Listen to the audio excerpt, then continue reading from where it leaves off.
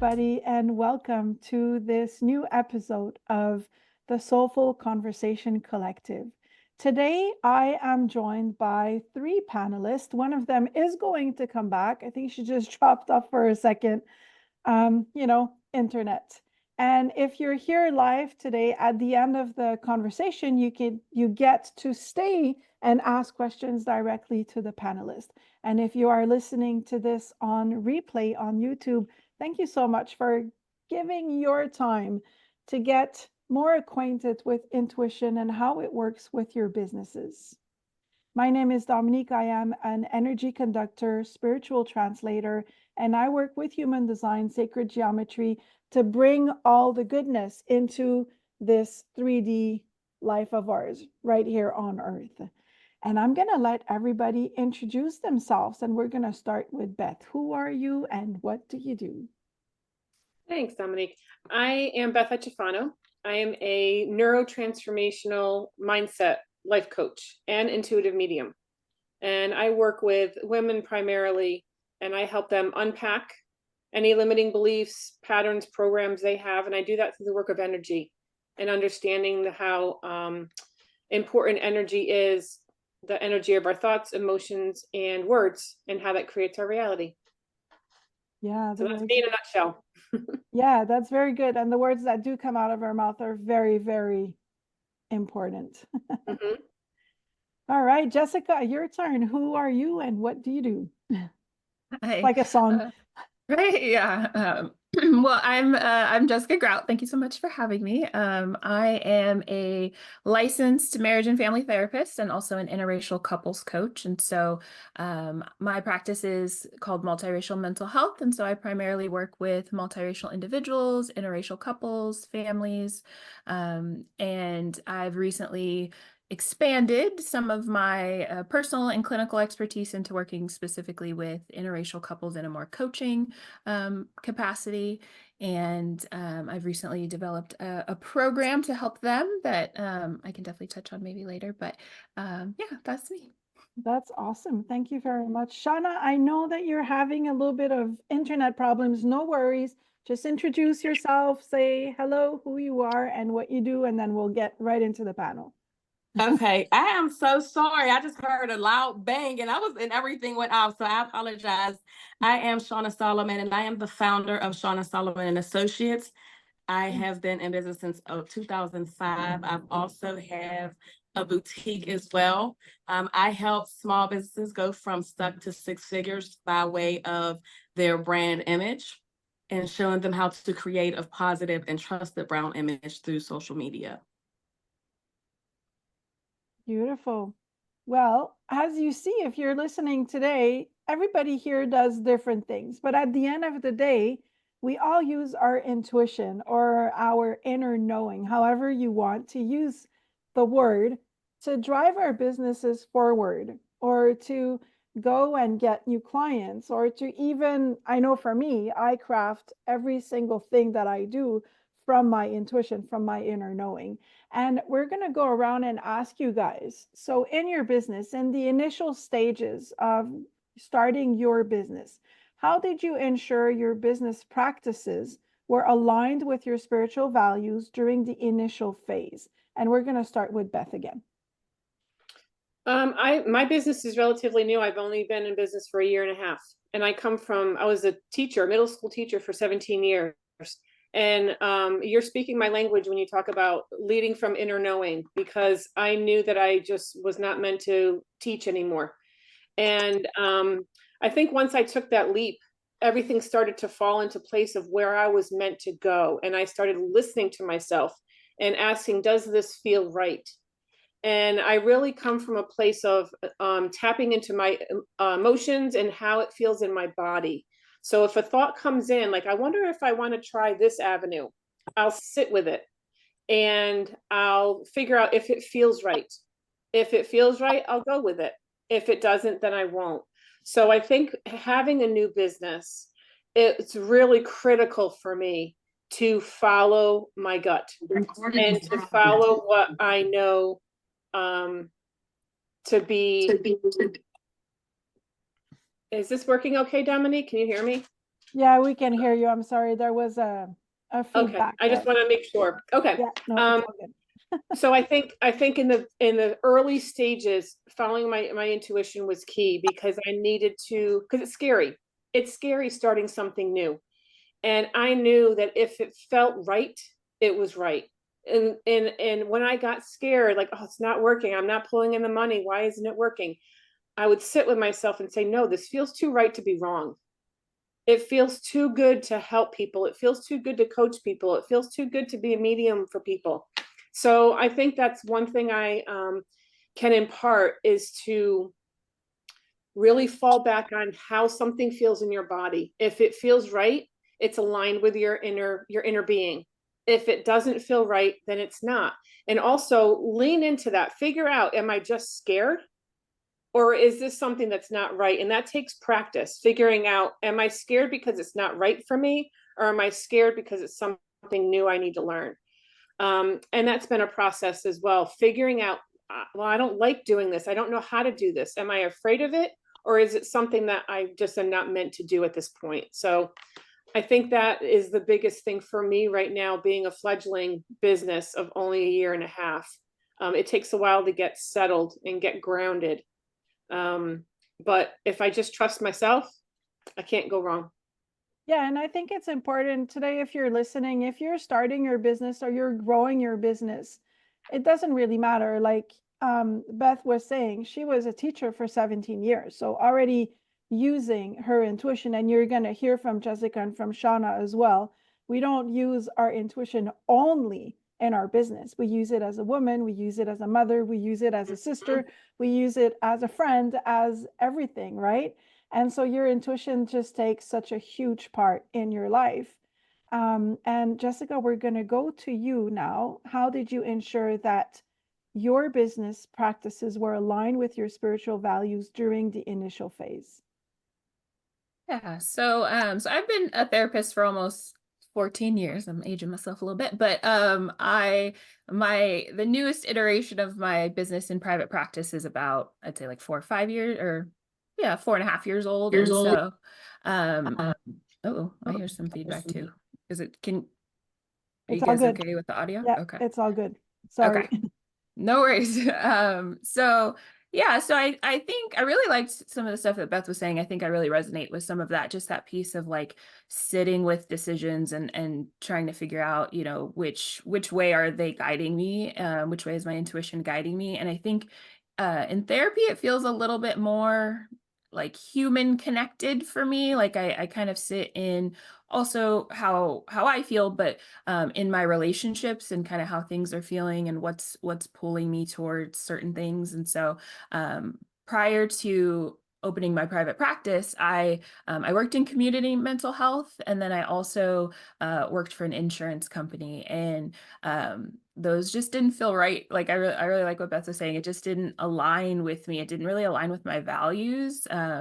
All the shady stuff y'all think about insurance companies is true. They're pretty shady. It's a bit of a racket. And so sitting in there and being in meetings where they were trying to figure out like how not to help people, how to, you know, stop payments on things, it just really did not align for me. So being able to kind of tap into that has been really helpful. And I've kind of done that piece of assessing how I feel, but also like, what does this mean for the people around me? What does this mean for the people that I'm serving, and the connections that I want to be having versus the ones that maybe are being impacted in the work that I'm doing. So, yeah. Yeah, that's beautiful. And therapy is very much like, there is a guideline in therapy, you know, you have to start at the one point, and eventually we hope that at the end your client comes out fixed. We're going to say it that way. We know that's not what it is,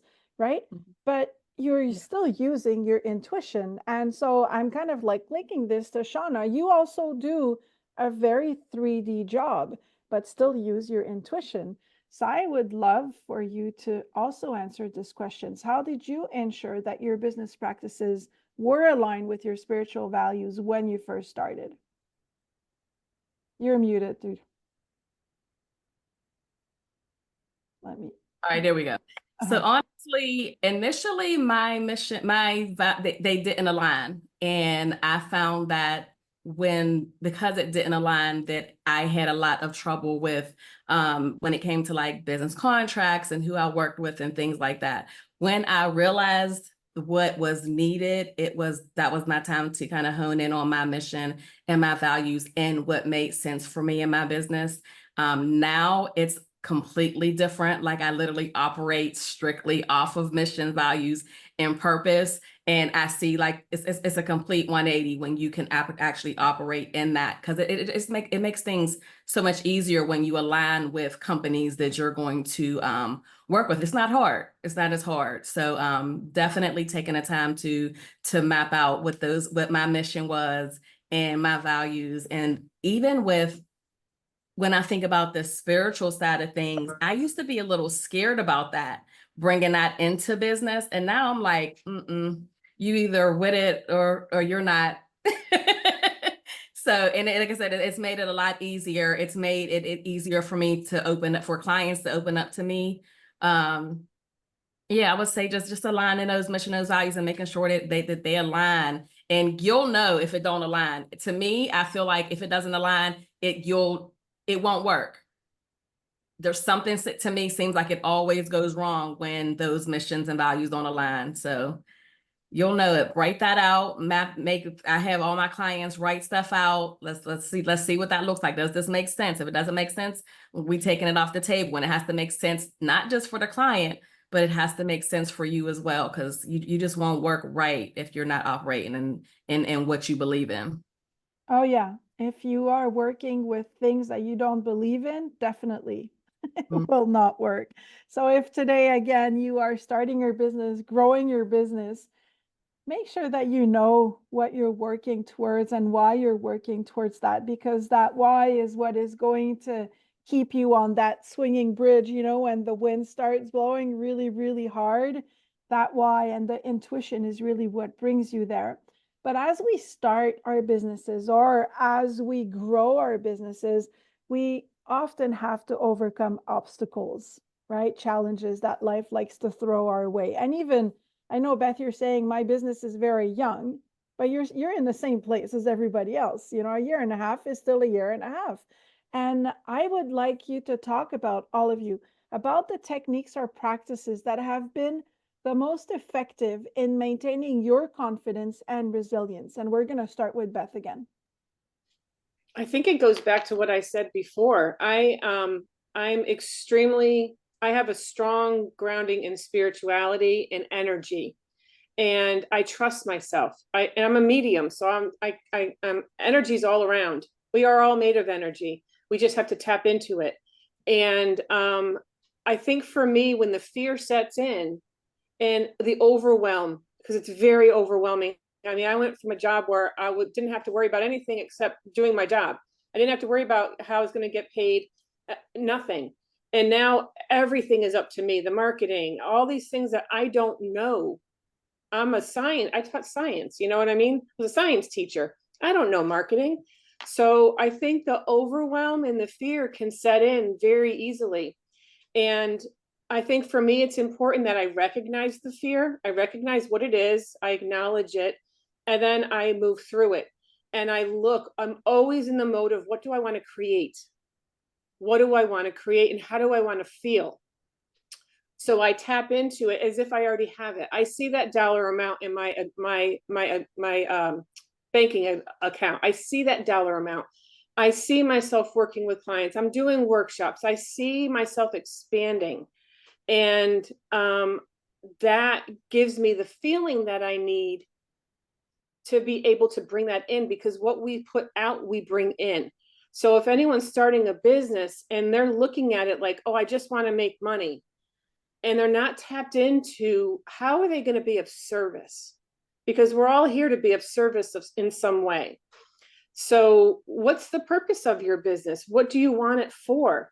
Things come easier when you are joyful. You're going to bring us joy is a very high vibration energy. Fear is a very low vibration. So if we're working in a position of fear, I'm afraid this won't work. I'm afraid. we're going to bring in things into our life that match that vibration.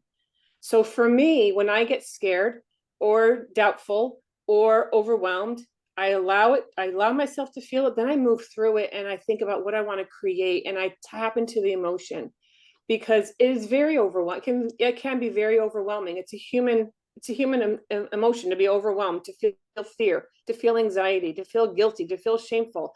Oh, I'm not making the money I used to make. My husband's doing all that. You know what I mean? There's so many working pieces, and there's no bad emotion. They're all human. We're all humans. We feel them all. They're all important in their own way. It's when we sit in them and they're not supporting us. That's what I had to tap into. Okay, is this fear supporting me right now? If the answer is no, then I need to say, I see you, and I'm going to look in this direction instead. So I think for me, that's what helps. It helps me navigate the fear and the uncertainty of starting something new, of having to learn something that I've never done before, and making mistakes, being okay with making mistakes and enjoying the journey. I was always one of those people, oh, this is where I want to get. I can't wait to get there. Now I'm like, oh, I can't, what's the next step going to be? Oh, I'm expanding through this step. Oh, I'm going to the next one. What am I going to do here? What am I going to learn here? So learning to sit with it and be okay with not knowing what's going to happen on the other side of it, but knowing it's going to be good because it feels too good to not be. So I think for me, in a nutshell, it's always grounding in my emotion. What am I feeling? What would I rather feel? And is this feeling supporting me? Is what I'm saying, thinking, feeling, is it supporting me? If it's not, then I'm going to move through it. And I'm going to choose to think otherwise and choose to focus on other things that I want to create. Yeah, that's very nice. Focusing on the things that I want and not focusing. It doesn't mean not thinking, not focusing on the things that I don't want really makes a big difference. Energetically, it does, because if we does. focus on what we don't want, we're bringing in more of what we don't want, because that's where our vibration is. So it doesn't serve us. It doesn't support us. Yeah, for sure. Jessica, we're going to go to you now, and I would like to make a little shift to the question. So the question, it was mostly about challenges, but because of the work that you do, everybody's work is super important, but your work is actually very much ingrained in the reality of today, you know, like interracial relationships in business. As you are asking for your permits, as you're looking for clients, you can have a lot of the time a lot of self-doubt. I am a very, very white person that grew up in a Mayan village. I was the only white person with green eyes. My kids are from an interracial family. I don't know what goes into their mind, but I was reading your bio and I was like, I kind of want to take this gear here and ask you about, in your business, you know, like about the self-doubt, like what techniques or practices have been most effective in maintaining your confidence and your resilience to not dip into all that self-doubt? Yeah. Well, you know, it's interesting because I think that the areas that do tend to bring up the most doubt for me aren't necessarily related as much to like the core of the work or the people that I'm working with or working on. It does tend to be, for me, a little bit of this balance that to be a therapist, and I'm in private practice, right? I'm a therapist and I'm a business owner.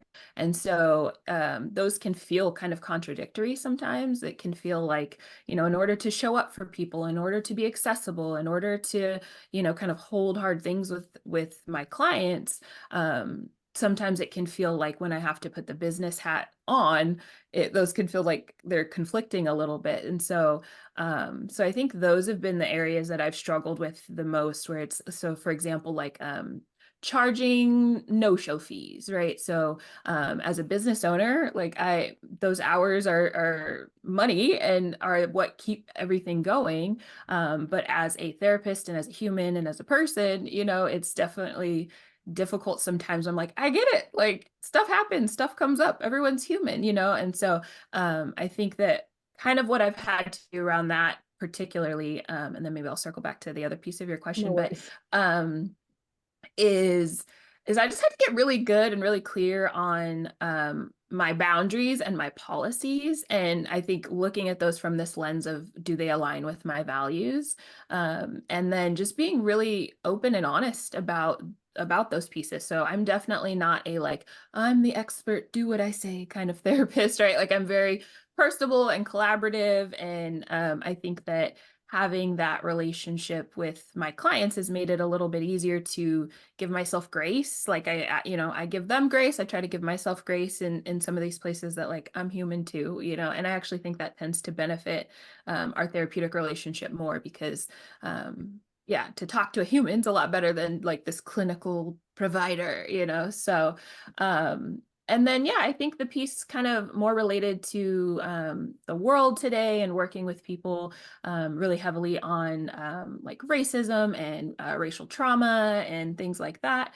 I think that the self-doubt with that comes a little bit in how best to show up for different people. And I think that for some clients it's really helpful to be like, girl, me too, like I've been there, like I get it, and for other clients, that might not necessarily be the road to go. So but I think at the end of the day, just kind of like therapy for me really feels like it's about connecting, and it has to come through this like human lens. And so that includes everything that's going on in the world. That includes the big scaries of just like the world feels like it's on fire sometimes, and sitting with clients in that, I think has been really helpful for me, of just being able to meet them where they're at, and just, we're all human. We're all trying the best we can. We're all trying to get through, and I just have training and background to be able to support you in a particular way, but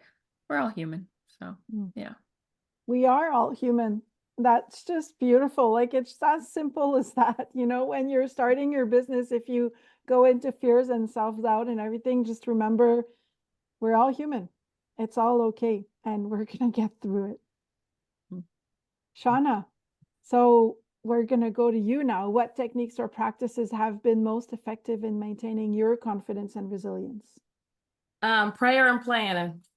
So first off, starting that day off right, and then also having a plan. I plan out so many things that even when I am feeling some type of way, and a few of my clients are on the call, this last year has been like super trying for me with moving to a new state.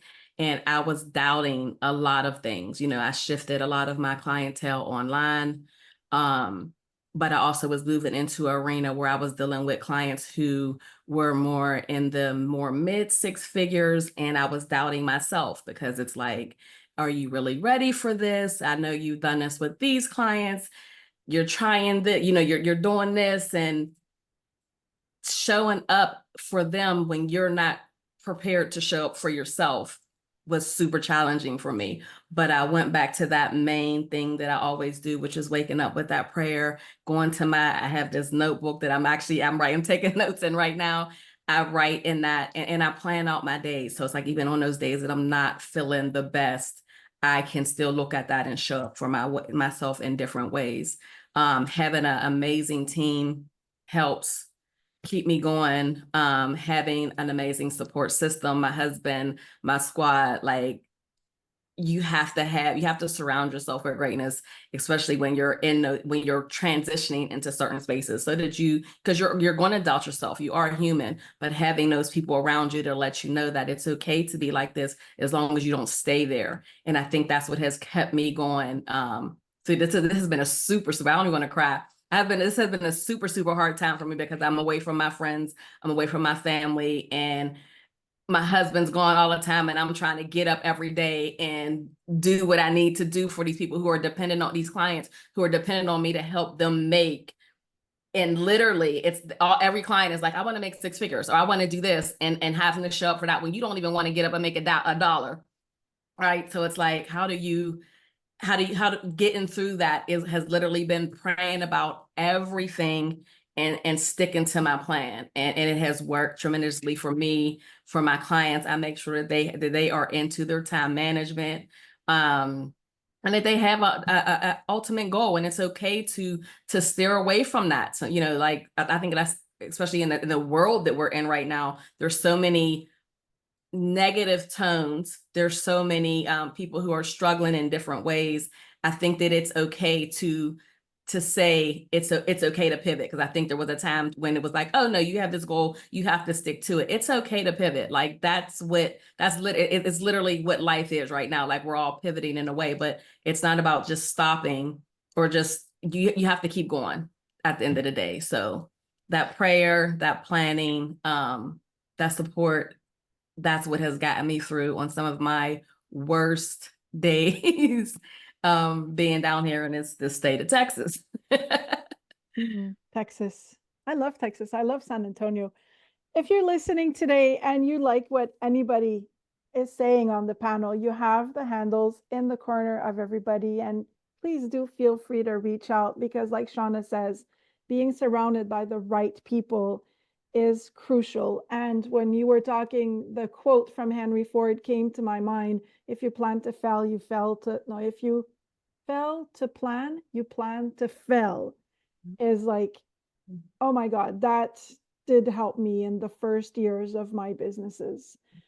Another thing that is super important when you get into business, or when you're growing, or when you're building new products, services in your business, is clarity.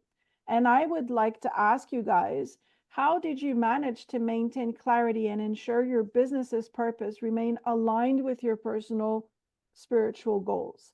And we're actually going to keep on going with Shauna right now. Okay. So clarity comes from me from, again, the planning, but then also knowing who my audience is. It took me a long time. Like anybody that follows me knows that I talk about knowing who your audience is, like right off the top. Like you cannot do hardly anything without knowing who that is.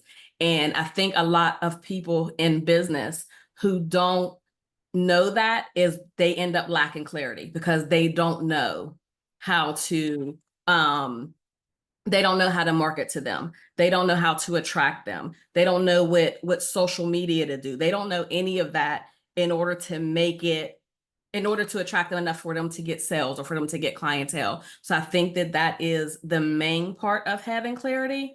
But again, you have to have some type of plan yourself. You can't just kind of go out there like I used to be a fan of the let's just get out there and wing it. And that was me, right? I'm not mad at anybody that does it. However, I do know that it works a lot easier when you don't.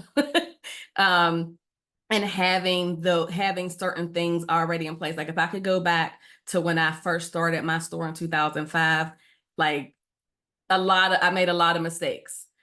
Where when I did the rebrand, and then I moved with having the firm, I knew exactly who I was targeting. I knew exactly what I wanted to do. I knew exactly how I was going to do it. I knew what aligned, and it made it so much clearer for me to go after them. And I think that in business, like I said, especially when it comes to small business, that part is missing. You tend to skip those steps. You know, you have 1, 2, 3, and a lot of people want to jump from 3 to 7, and then wondering why they end up, back going through the same circle. It's because you're skipping steps, and you can't skip steps when you're trying to reach a goal, and you have to have clarity trying to get there. I always talk about when back in the day, remember when you had to print out the Google Maps to get to where you had to go to? If you skip the step, you would end up lost. So let's stop skipping those steps and keep that clarity going, so you can reach those goals that you want to reach. I so love the image that you just like, it brought me back to so many times that I got lost, even just trying to read a paper map. Yep. Yeah. I get lost with my phone, so I know I would get lost with the paper one. Jessica, are you too young to have gone to the paper maps and everything? No, I was, MapQuest, right? You printed it out. You're like, oh, what's next? Hold on. No, I'm there. Over. Yeah. Yep.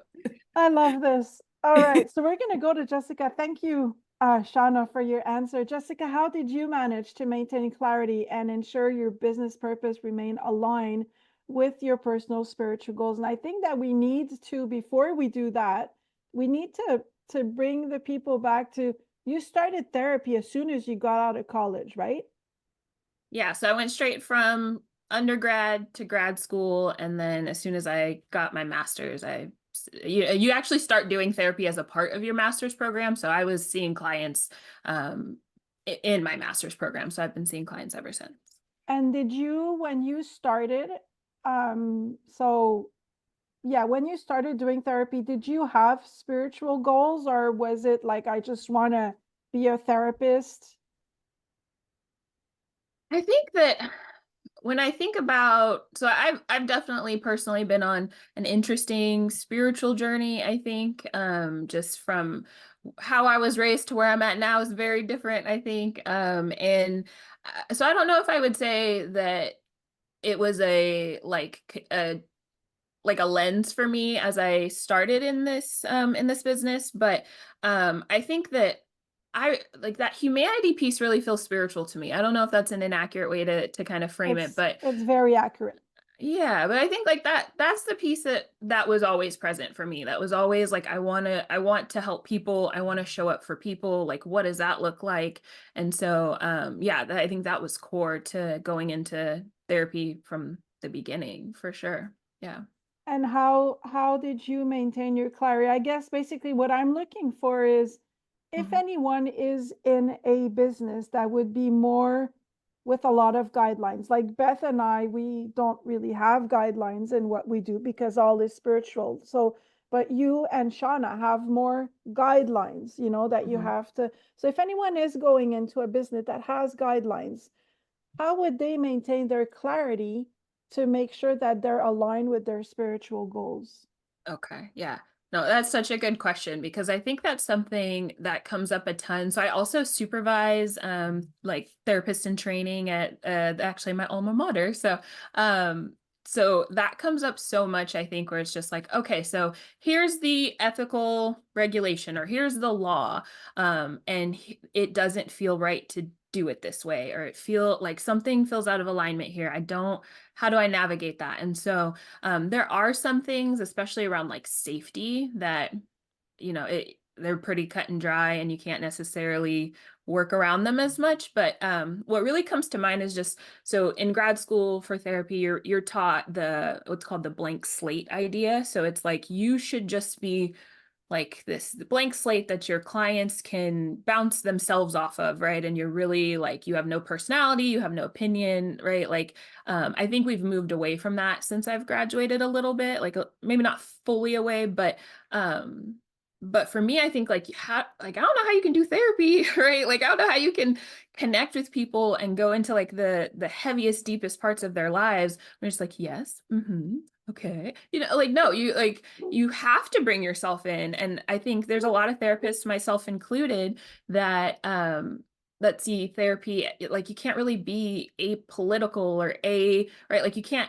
fully separate yourselves from the life and the institutions and just the realness of what's going on in the world and really support our clients. So yeah, so I think there's this piece of really understanding your regulations, and also some of them have a little bit of a gray area. Like I said, safety doesn't, but some of them have a little bit of a gray area where you are bringing your therapeutic assessment into how you navigate things, right? Things like diagnosis come to mind, things like, how you bring yourself into therapy. There's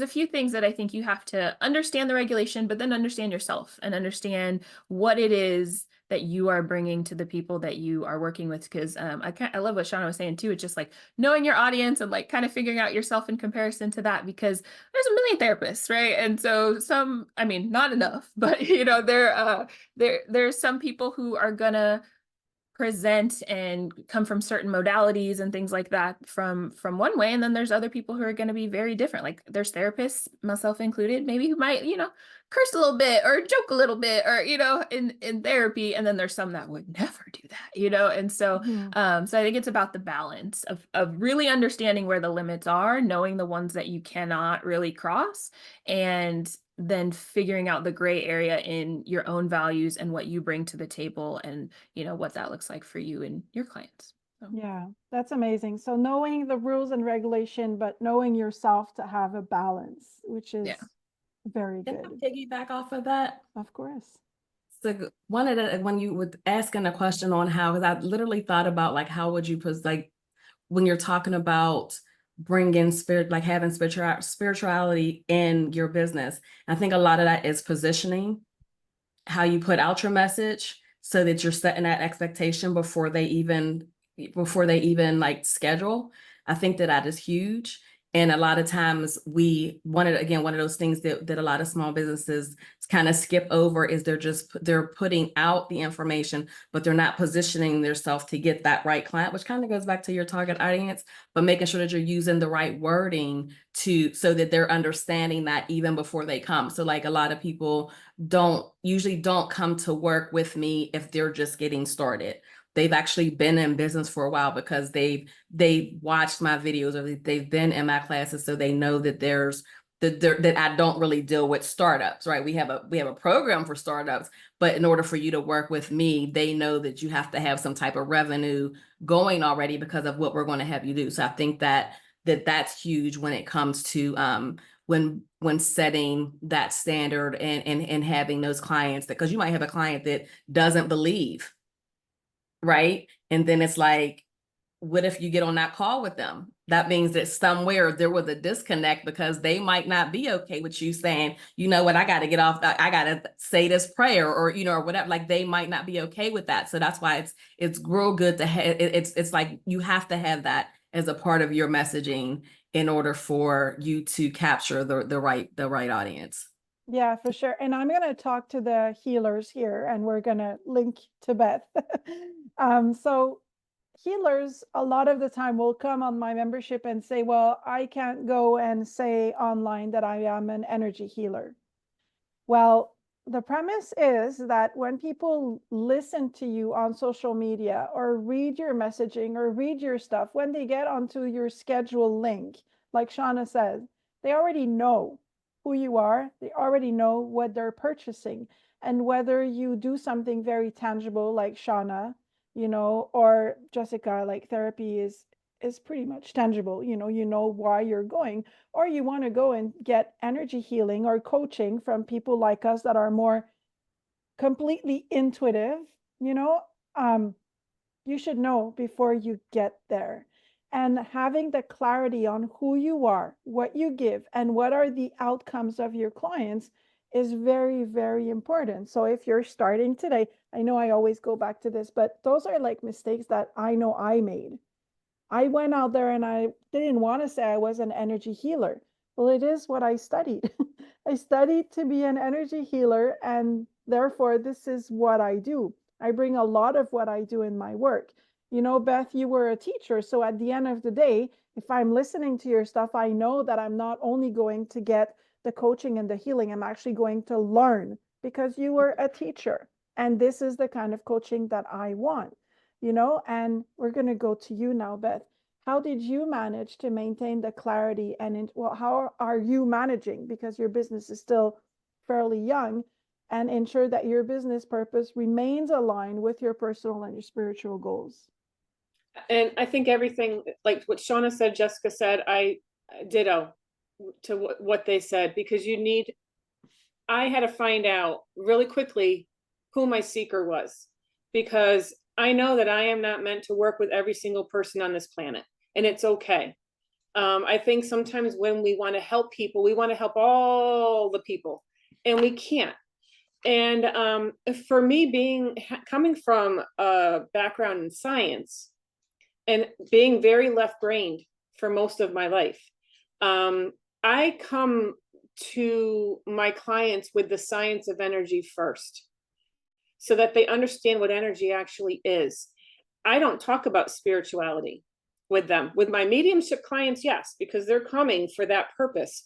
But for my coaching clients, anyone who needs to learn how to trust themselves or have a change in mindset, all those clients, I come with the science of energy first.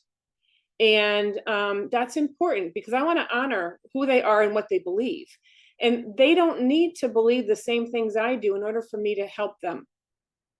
as long as they are willing to open their mind to what energy is and how energy, if they can tap into the power of their thoughts, their emotions, and their words, and how that creates their reality, then we're golden. If they're not willing to talk about energy, then I can only go so far, because that's the foundation for me. That's the foundation of my work. Is, I can help them. I can do exercises with them to clear limiting beliefs they have, or any, social programming. And that's beautiful. But once that's done, then I want to help shift them into their mindset. And what can they do when they bump up against this again? The same issue. I know we've probably all been there. God, why am I doing this again? I thought I cleared that problem. When it comes up again, what can they do? How can they handle it? And energy is the foundation of it. So I think clarity of who you are, number one. I wouldn't be very helpful to my clients if I didn't go through the work myself. So I understand how these work, and I understand how quickly some of these exercises can work, and how they feel in my body when I have those shifts, and how transformation feels. So I think as a coach, as a therapist, as a healer, anyone working with other people, you need to really know who you are, and what you believe, and what your beliefs are, and how you want to help people, and who you specifically can help. I help people like me. I help myself. I'm who I needed back then. So I know without a doubt that I will bring in the people that I'm meant to serve, that I'm meant to support. And I don't worry about those that aren't a good fit. If I have a call with someone and we're just not a good fit, that's okay. I have other people. Hey, why don't you try this person or this person? So I think clarity of who you are and who you can help is critical. Yeah, for sure. For sure. It is. Clarity really solves a lot of problems and saves a lot of time. And Beth, we're going to keep on going with you. How does your background in science, teaching, and psychic medium work influence your coaching methods and outcomes? It's interesting because I was a teacher for 17 years. Before that, I was a lab tech. So I've had 3 different transformations, so to speak, in my life. And one of the ladies was talking about how it's okay to pivot. It's okay to do something new. And I'm evidence of that. I don't ever believe, oh, this is what I'm going to do for my whole life. If it doesn't feel right, I'm going to find something that does. So I think having the background as a teacher was a foundation for me. And for a while, I was like, God, I wish I'd come to where I am right now before, because I love what I'm doing. I'm so fulfilled. Well, I wasn't ready for it. I think it was Shawna or Jessica, I don't remember who mentioned skipping steps. If I 5-6 years ago had tried what I'm doing right now, I would have failed. I wouldn't be ready for it. So I think the teaching for 17 years, middle school kids, and I was really focused on stress relieving tools and strategies to help them manage their time. And I was a different kind of teacher. I had stress balls in my classroom. I had worry stones. They had wobble chairs, all these tools to help them navigate being an 8th grade student, because I understood if their mind wasn't there because of issues they had outside of that classroom, then they weren't going to be open to what I was trying to teach them. So the science that I taught was kind of like the vehicle to teach all these other great strategies and tools to help them in life. And I think it prepared me for where I am right now and the energy work that I do. And I'm open to the other class. I took a great energy class 2 years ago, and that really opened me up. And I don't think it would have done the same thing if I hadn't been a teacher for so long and been ready for a change. So I think that in the science brain that I have helps me connect with people on a science level. It helps me get the people that think that the work that I do might be woo-woo, because it's not. It's science, physics. It's physics. So I think having the background I have, I can explain it in a way that demystifies it and allows people to be open to, okay, let me try this then. If this science teacher who's so left brain is saying my thoughts are energy, my emotions are energy, and I can attract what I want, let me try it. So I think I'm grateful for every step of my life because it's prepared me for where I am right now. And I know without a doubt, I wouldn't have been ready for this before. I just wouldn't have been. I have to expand through each stage and then go to the next and expand and go to the next. You can't jump or you're not going to be ready and you're going to end up back. I think it was Shawna that said that. And I was like saying yes in my head, like, yes, you can't jump. You got to expand through, then go to the next step, then expand through and go to the next. So I'm grateful for my years as a middle school teacher, and I'm still teaching. I'm just teaching college level now. So, and I'm enjoying that. It's not whack-a-mole like it was when it was middle school. Anybody that has a 13-year-old, you know what I'm talking about. So yeah, it's nice working with college level children now. Well, you have heard it here. You have to be patient because there will be pivot, and don't skip the steps. Jessica, we're going to go to you now. What strategies do you find most effective in mentoring interracial couples through your therapeutic practice?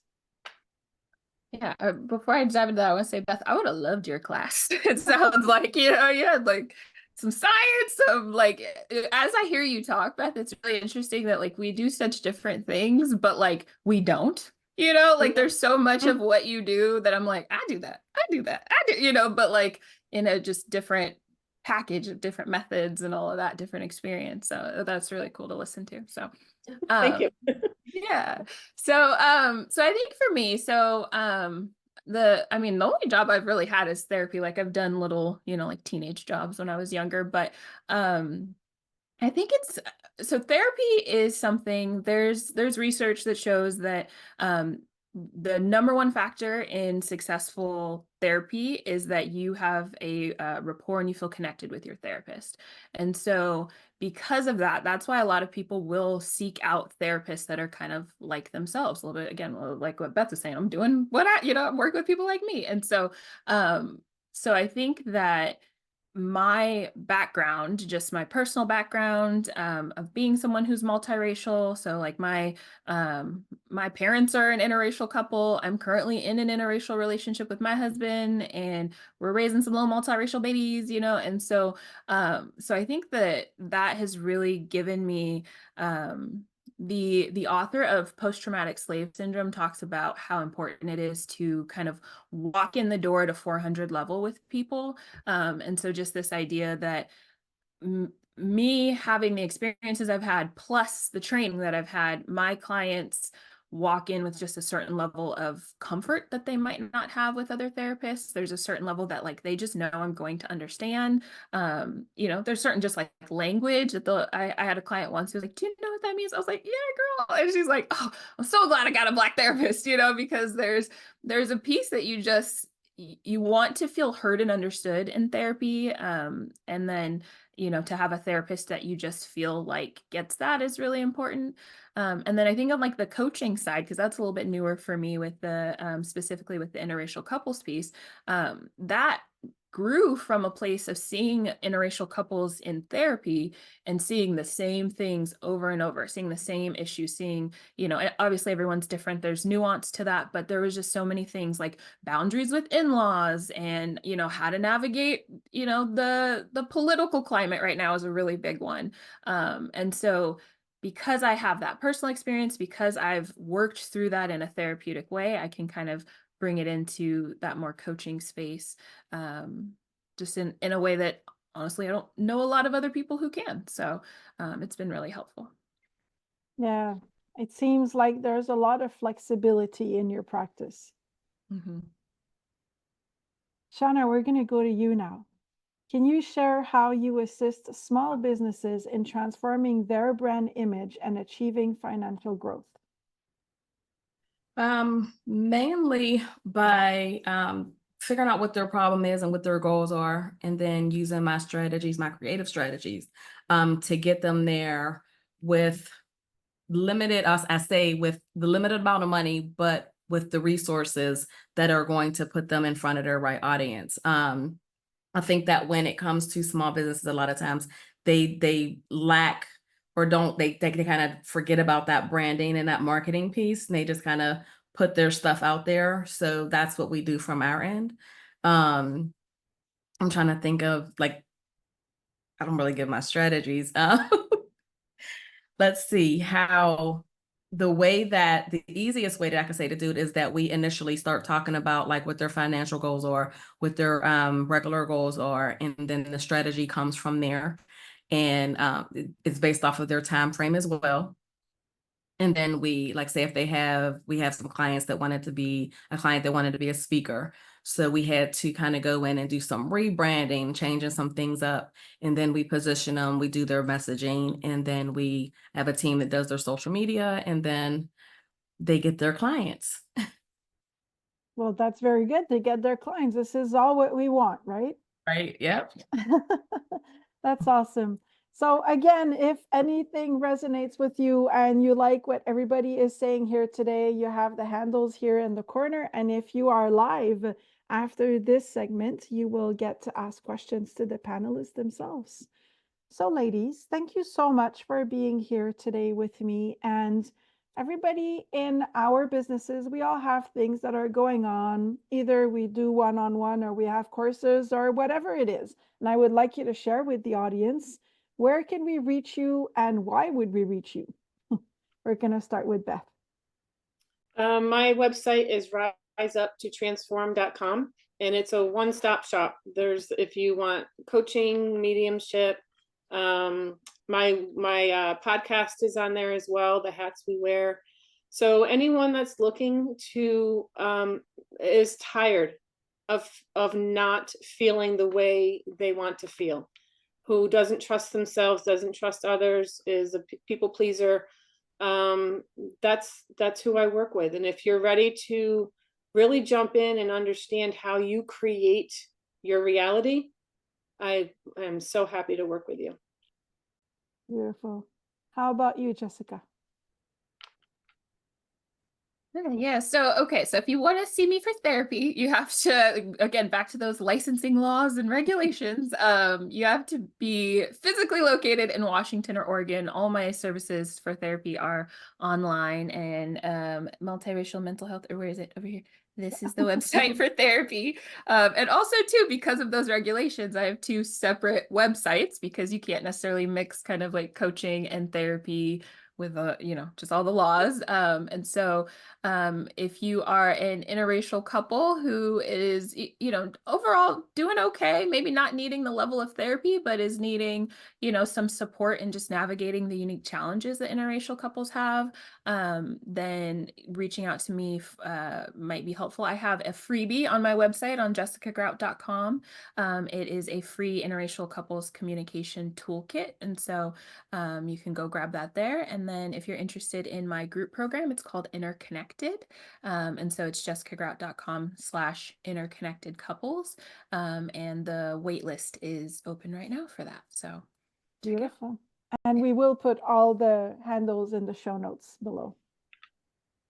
Shauna, how about you? I can be reached at Shauna Solomon and Associates.com. That's where if you want to work with me, you can actually log in there. We are launching something called the Takeover, which is where we take over your business for 90 days, and we take you from wherever you're at right now. And the goal is to get you to 3 times your revenue. You can also visit my beacons, which is up here. And if you click on that link, there are all kind of freebies on there. There is a free target audience worksheet, as well as other stuff. And then if you love fashion, like I do, and showing up for myself, you can also check me out on TikTok. I show a lot of my style over there and do more business over on Instagram. All right. Thank you so much again, everybody, for being here. And I will now say goodbye to the audience. One of my favorite reasons for hosting these panels is exactly this, where we have people that come from different walks of life, that go from being to science to energy, or being in a very, very 3D, where there's billions of people talking at the same time, to like mental health. And at the end of the day, that we notice that everybody does the same thing. We all go back to what is inside of ourselves to guide our businesses to go forward and to bring in new clients and to be aligned with the whole of who we are and the message that we bring forth to the world. So I want to thank you for listening. Thank you for bringing your nuggets to this panel today, and I hope to see you again in 2 weeks.